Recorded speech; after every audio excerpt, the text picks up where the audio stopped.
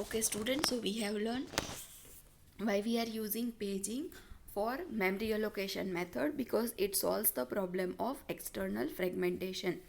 External ફ્રેગમેન્ટેશનનો એક problem solve કરે છે એટલે આપણે પેજિંગ લઈએ છીએ. એક્સટર્નલ ફ્રેગમેન્ટેશન એટલે બે પ્રોસેસ વચ્ચે જે હોલ્સ ક્રિએટ થતા હતા એ હોલ્સ હવે ક્રિએટ થશે નહીં.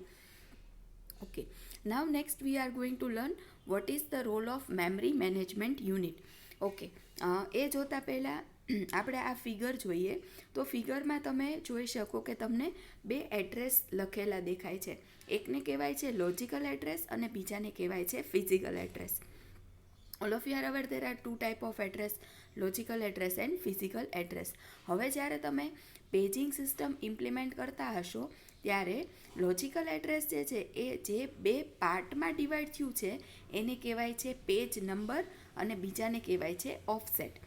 એવી જ રીતના ફિઝિકલ એડ્રેસ જે છે એ જે બે પાર્ટમાં ડિવાઈડ થયું છે એને કહેવાય છે ફ્રેમ નંબર અને offset. Again things you have to remember is logical address જે છે એ પેજ નંબર અને ઓફસેટમાં ડિવાઈડ થાય અને ફિઝિકલ એડ્રેસ જે છે એ શેમાં ડિવાઈડ થાય, ફ્રેમ નંબર અને offset. Okay, again I am repeating. તમે જ્યારે કોઈ પ્રોસેસને તમારી હાર્ડ ડિસ્કમાંથી મેઇન મેમરીમાં લાવો છો તો પ્રોસેસ જે છે એ પાર્ટ્સમાં આવશે, રાઈટ? ફિક્સ્ડ સાઇઝના પાર્ટમાં આવશે. એ ફિક્સ્ડ સાઇઝના પાર્ટમાં સૌથી પહેલાં ક્યાં આવશે? મેઇન મેમરીમાં આવશે. મેઇન મેમરીમાં તમે એને પાર્ટમાં ડિવાઈડ કરી હશે તો મેઇન મેમરીમાં આપણે શું કહીએ? એને નંબર ઓફ ફ્રેમ્સ કહીએ. મેઇન મેમરી એટલે આપણી શું કહેવાય? Physical memory. અને ફિઝિકલ મેમરીમાં આ પ્રોસેસ આવે અલગ અલગ પાર્ટમાં તો આપણે શું કહીશું? એ અલગ અલગ ફ્રેમ્સમાં છે. અને આ જ પ્રોસેસ જ્યારે સીપીયુ પાસે રન થવા જશે તો આ પર્ટિક્યુલર ફ્રેમ જે છે એ પેજના ફોર્મમાં જશે, બરાબર? એટલે જ્યારે સીપીયુ આ પર્ટિક્યુલર પ્રોસેસને રન કરશે તો એ શું જોશે? ફ્રેમ્સ નહીં જોવે, એ શું જોશે? પેજીસ જોશે, right? So again logical address space contains of page number and offset and physical address space contains of frame number and offset. Okay, તો અહીંયા તમે જોઈ શકો કે મારી પાસે બે પ્રોસેસ અવેલેબલ છે. પ્રોસેસ છે P1 અને P2. P1 જે છે એને મેં 3 પેજમાં ડિવાઈડ કર્યું છે અને સ્ટાર્ટિંગમાં મેં આપ્યા છે પેજના ઇન્ડેક્સ. તો પેજ નંબર 0 ઉપર P1નો ફર્સ્ટ પાર્ટ છે, પેજ નંબર 1 ઉપર P1નો સેકન્ડ પાર્ટ છે અને પેજ નંબર 2 ઉપર P1નો થર્ડ પાર્ટ છે. ઓકે, હવે આ રીતના તમને પેજ નંબર તો ખ્યાલ આવી ગયો. નેક્સ્ટ ક્વેશ્ચન એવો થાય કે ઓફસેટમાં શું છે? તો ઓફસેટમાં શું છે? ડિસ્પ્લેસમેન્ટ. ડિસ્પ્લેસમેન્ટ એટલે ફોર એક્ઝામ્પલ હું તમને એવું કહું કે મારું એડ્રેસ એક સોસાયટી છે, right? For example I am living in society A. તો પર્ટિક્યુલર એ જે છે એ મારા સોસાયટીનું સ્ટાર્ટિંગ એડ્રેસ છે. હવે આ સોસાયટીમાં જો હું ફોર એક્ઝામ્પલ બ્લોક નંબર 10માં રહું છું તો સોસાયટીના સ્ટાર્ટિંગ પોઈન્ટથી 10 એ શું છે? મારું ડિસ્પ્લેસમેન્ટ, રાઈટ? તો મારું એકચ્યુઅલમાં એડ્રેસ સોસાયટીનું 0th બ્લોક નંબરથી 10th બ્લોક નંબર ઉપરનું ડિસ્પ્લેસમેન્ટ છે. હું જ્યારે 10 બ્લોક ટ્રાવેલ કરું પછી મને શું મળશે? મારું એકચ્યુઅલ એડ્રેસ. તો જ્યારે તમે કોઈ પણ પ્રોસેસને એક પર્ટિક્યુલર પેજ અથવા બ્લોકમાં રાખો છો તો એ પર્ટિક્યુલર બ્લોકનું સ્ટાર્ટિંગ એડ્રેસ તમને પેજ નંબર અથવા ફ્રેમ નંબરથી મળી જશે. પણ એ 0th એડ્રેસથી એકચ્યુઅલ કેટલું દૂર છે એ જે ડિસ્ટન્સ છે અથવા તમે એને ડિસ્પ્લેસમેન્ટ પણ કહી શકો, તો એ ડિસ્પ્લેસમેન્ટ તમને શેનાથી મળશે? ઓફસેટથી મળશે. So for example if I am saying that process number P1 અત્યારે પ્રોસેસર એક્ઝિક્યુટ કરે છે અને એમાં પણ પ્રોસેસનો જે ફર્સ્ટ પેજ નંબર જે છે એને એક્ઝિક્યુટ કરે છે. તો ફર્સ્ટ પેજ નંબરમાં મારી પ્રોસેસ જે છે એ ફોર એક્ઝામ્પલ એનું જે 8th લોકેશન છે એટલે કે 1.8 ત્યાં એ અત્યારે રન થતાં પહોંચી છે. તો હું એવું કહીશ કે ઓફસેટ શું છે 1.8. 1 અને 2 વચ્ચે તમે ડિસ્ટન્સ જુઓ તો કેટલા લોકેશન પોસિબલ છે 1.1, 1.2, 1.3, 1.4 થી લઈને 1.9. તો અત્યારે મારી પ્રોસેસ ફોર એક્ઝામ્પલ 1.8 વાળું સ્ટેટમેન્ટ રન કરે છે, તો ડિસ્પ્લેસમેન્ટ શું કહેવાશે અથવા ઓફસેટ શું કહેવાશે 0.8. So I hope student it is clear. Page number જે છે એ સ્ટાર્ટિંગ પોઈન્ટ પ્રોવાઈડ કરે છે અને સ્ટાર્ટિંગ પોઈન્ટથી તમે કેટલા દૂર છો એટલે કે પ્રોસેસ કેટલી દૂર છે એ કોણ સ્પેસિફાય કરે છે offset. right. Okay, so again I am repeating the content. Logical address space generated by CPU is given as input to memory management unit. Logical address space જે CPU જનરેટ કરે છે એ આપણે કોને ઇનપુટમાં આપીએ છીએ મેમરી મેનેજમેન્ટ યુનિટને. Memory management unit now converts logical address space to physical address space. હવે જે તમારું મેમરી મેનેજમેન્ટ યુનિટ છે એ શું કરવાનું છે લોજિકલ એડ્રેસ સ્પેસમાંથી ફિઝિકલ એડ્રેસ સ્પેસમાં કન્વર્ટ કરવાનું છે. Now whatever page CPU needs for execution is located in which part of main memory is given by memory management unit. હવે જે પ્રોસેસર જે છે એવું કહે છે કે ફોર એક્ઝામ્પલ મને પેજ નંબર 1 જોઈએ છે, તો મેમરી મેનેજમેન્ટ યુનિટ જે છે એ ફાઇન્ડ કરવા જશે કે પેજ નંબર 1 જે છે એ એકચ્યુઅલમાં મેઇન મેમરીના કયા લોકેશનમાં સ્ટોર થયેલું છે. So for as I am saying, for example CPU wants page number 1 of process P1. Process P1 નું એને અત્યારે કયું પેજ જોઈએ છે પેજ નંબર 1. મેમરી મેનેજમેન્ટ યુનિટને કહેશે કે મને પેજ નંબર 1 જોઈએ છે, તો એ પેજ નંબર 1 ક્યાંથી ફેચ થશે મેઇન મેમરીમાંથી ફેચ થશે. મેઇન મેમરીના કયા લોકેશનમાંથી ફેચ કરવાનું, તો અહીંયા તમે જોઈ શકો કે P1 જે છે એ અત્યારે 1, આ જે 0, 1, 2, 3 તમે જોઈ શકો એ હવે એના શું બની ગયા છે ફ્રેમ નંબર બની ગયા છે.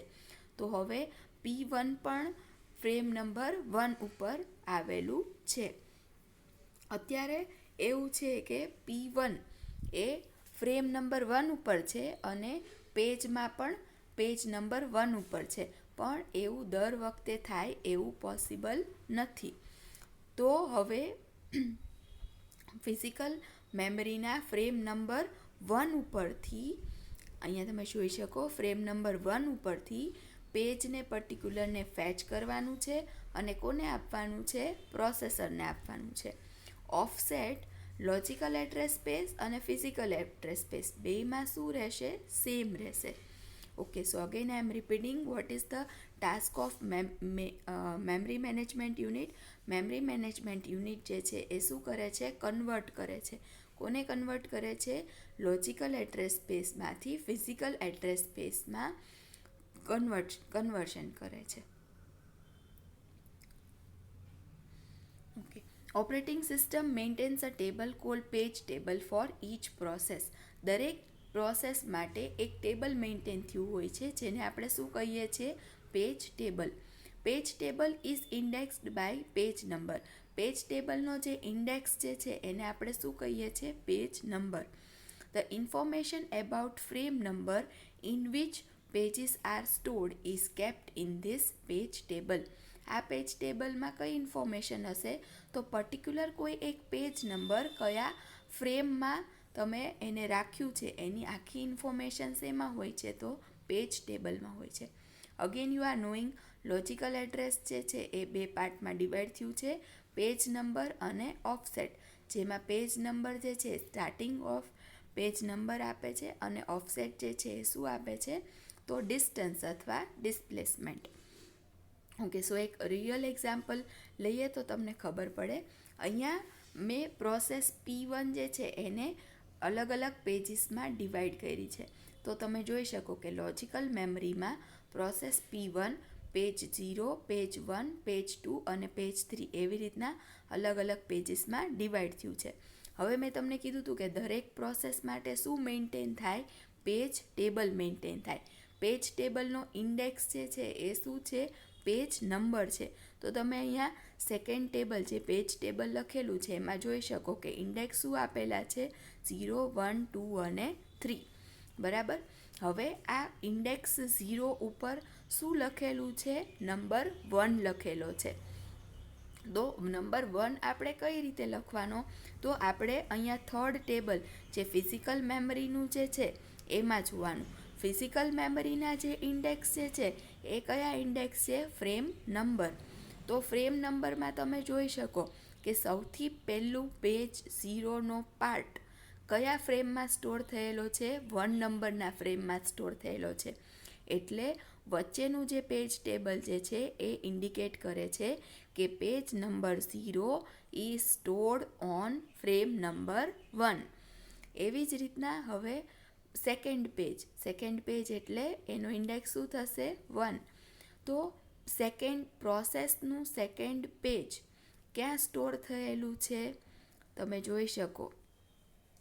સેકન્ડ પેજ 1 કયા ફ્રેમ નંબર ઉપર સ્ટોર થયું છે, ફ્રેમ નંબર 4. એટલે અહીંયા ઇન્ડેક્સ નંબર 1 ઉપર ફ્રેમ નંબર શું આવશે, 4. ઓકે. હવે પ્રોસેસનું પેજ એટલે કે પેજ 2 થશે એટલે એનો ઇન્ડેક્સ શું થશે, 2 થશે. અહીંયા તમારે ફિઝિકલ મેમરીમાં સર્ચ કરવાનું. પેજ 2 જે છે એ કયા ફ્રેમમાં સ્ટોર થયો છે, ફ્રેમ નંબર 3. તો 2ની સામે આપણે કયો નંબર રાખશું, 3. અને ફાઇનલી પેજ 3 એટલે એનો ઇન્ડેક્સ શું થશે, 3. એને આપણે ક્યાં જોવાનું, મેઇન મેમરીમાં એટલે કે ફિઝિકલ મેમરીમાં જોઈએ. તો પેજ 3 જે છે એ કયા ફ્રેમ નંબર ઉપર સ્ટોર થયું છે, 7 નંબરના ફ્રેમ ઉપર સ્ટોર થયું છે. તો આવી રીતના પેજિંગ મેથડ જે છે એ કોનો યુઝ કરે છે, પેજ ટેબલનો યુઝ કરે છે. પેજ ટેબલનો શેના માટે યુઝ કરે છે, ટ્રેક રાખવા માટે. શું ટ્રેક રાખવાનો છે, કે પર્ટિક્યુલર કોઈ એક પેજ જે એ મેઇન મેમરી એટલે કે ફિઝિકલ મેમરીના કયા ફ્રેમમાં અવેલેબલ છે. Okay. So I hope the sentence is clear. Page table is indexed by page number. Page ટેબલના ઇન્ડેક્સ જે છે હંમેશા શું હશે, પેજ નંબર હશે. The information about frame number in which page are stored is kept in page table. Page ટેબલમાં હંમેશા કઈ ઇન્ફોર્મેશન હશે, તો પર્ટિક્યુલર પેજ જે છે એ કયા ફ્રેમમાં તમે રાખ્યું છે. Okay. Now V are going to learn the implementation part. Implementation part એટલે હવે સીપીયુએ એક લોજિકલ એડ્રેસ સ્પેસ જનરેટ કર્યું. આ લોજિકલ એડ્રેસ સ્પેસ જે છે એ હવે મેઇન મેમરીમાં ક્યાં અવેલેબલ છે એ આપણે કઈ રીતના ફાઇન્ડ થાય એનું અહીંયા ડાયાગ્રામેટિક વર્ઝન તમને બતાવ્યું છે. અગેન લાસ્ટ 2 લાઇન જે છે તમને ક્લિયર છે. લોજિકલ એડ્રેસ સ્પેસ હશે તો હંમેશા શું હશે, પેજ નંબર અને ઓફસેટ. અને જો ફિઝિકલ એડ્રેસ સ્પેસ હશે તો હંમેશા શું હશે, ફ્રેમ નંબર અને ઓફસેટ. ઓકે. તો સીપીયુ હવે શું જનરેટ કરશે, logical address.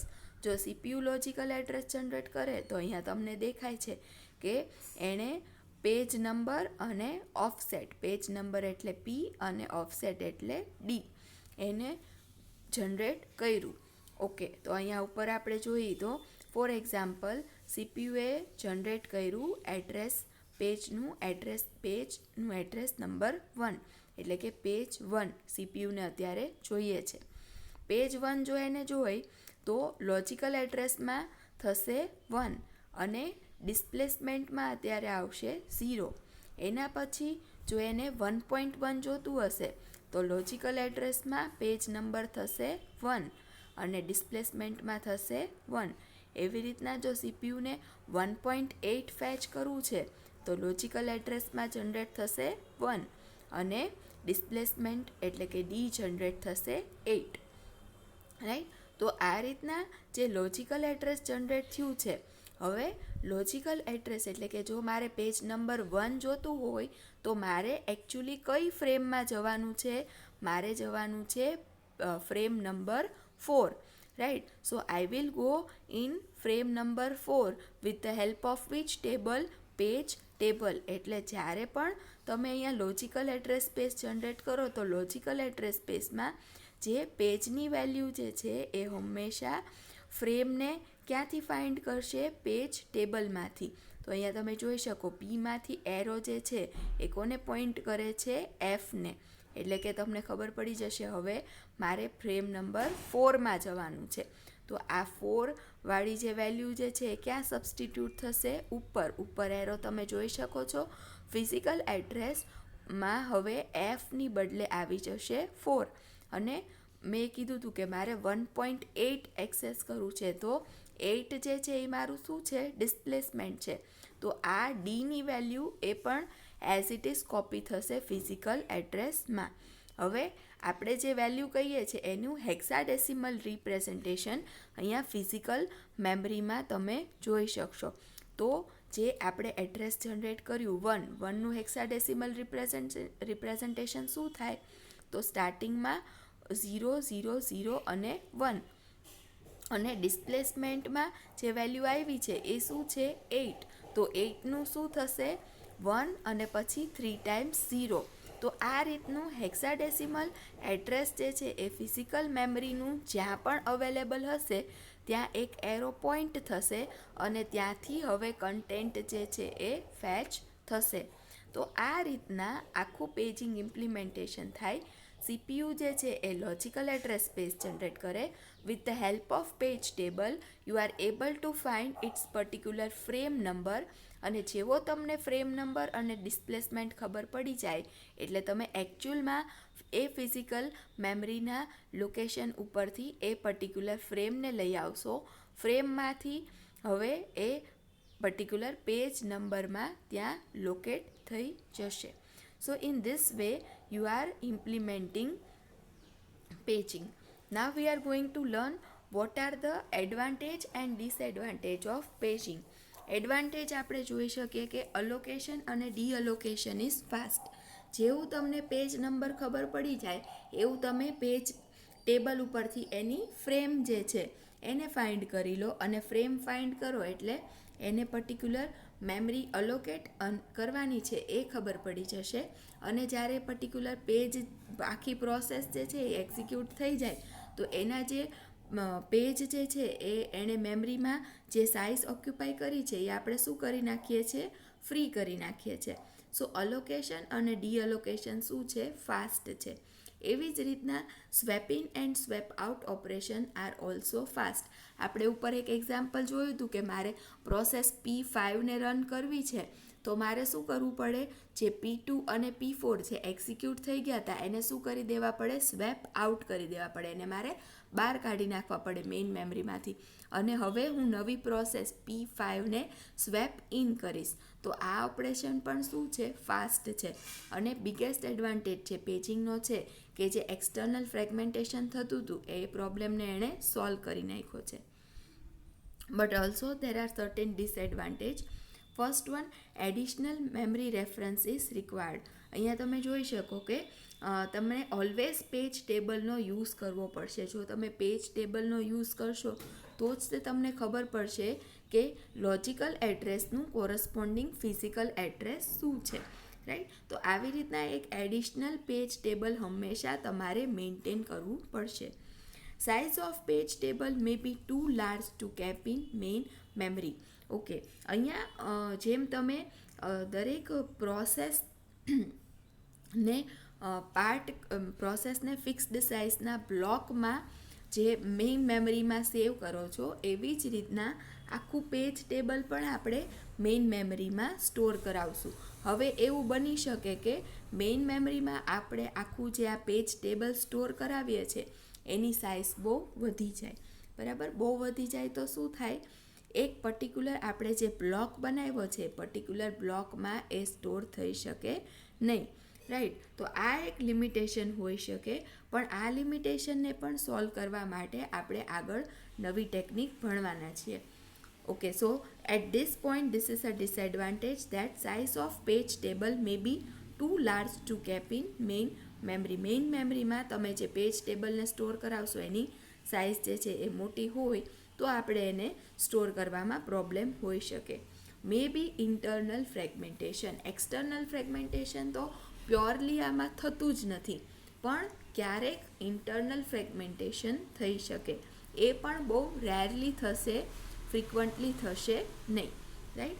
But the disadvantages that are being caused by paging can be overcome, and so we are using paging memory allocation method in most of the operating system.